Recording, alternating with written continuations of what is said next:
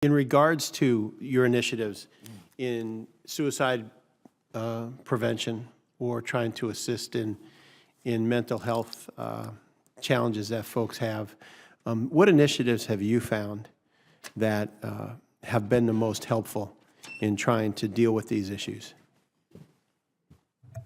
Senator, I think the ones that we've just talked about this with all of our commanders here recently and discussed it with all of our wing commanders at a conference back in December. And I think all of them would tell you that the things that make the most difference are face-to-face exchanges with people, not a study, not a new Air Force program. It's knowing your people better and staying connected with them, understanding what makes them tick, understanding the things in their body language and their behavior that, as you would with your best friend, for example. Sure. Those are the things that have been most successful. Our actual suicide prevention and resiliency program has been very successful. It's gotten a lot of rave reviews and awards over the last 3 to 4 years.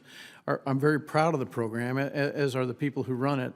The problem we've got with this terrible illness that results in this kind of behavior, as you know, is it can spike on you unexpectedly. We are in the middle of a spike like that right now. We have had 32 suicides. The latest one was last night inside the total Air Force this calendar year. So our rate per 100,000 is up to about 18 point something.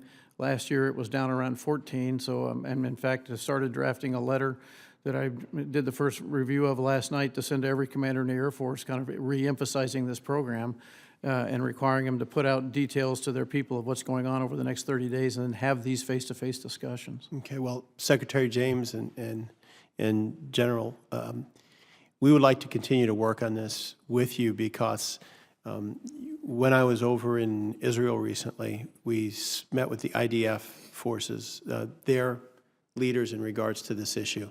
And much of what they're doing is, instead of top-down, it is bottom-up. So their officer closest to the individual is who does a lot of the providing of information that, you know, this person's suffering or this person is challenged right now. And obviously, as you said, it's not only deployment, it is people who are at home as well, and it's personal relationships, it is financial challenges that folks face. And for some of them, they don't want to, they're afraid of what it might do to their career. And so we want to make sure we're working closely with mental health facilities, nearby bases, and places that they can go to and feel that their privacy will be protected. So we would appreciate the chance to continue to work with you on this, as it has become such a challenge for us. Yes, and if I could just jump in with maybe a couple of final points. As the chief said, we are undergoing a spike, and you know the question is why, and we certainly have both asked this question. Is it the time of year? Do these things happen periodically? There doesn't seem to be a reason per se for it, but we're not finished asking the questions, and we want to try to get to the bottom of it. And maybe the mental health assessment idea that you just put forth, which is being done elsewhere in the military, that's something that we ought to at least consider to beef up our program. It's something to at least think about. As the chief said, we do have a very good program, but you can't argue with the statistics, and at the moment our statistics are up, and that's worrying. Okay.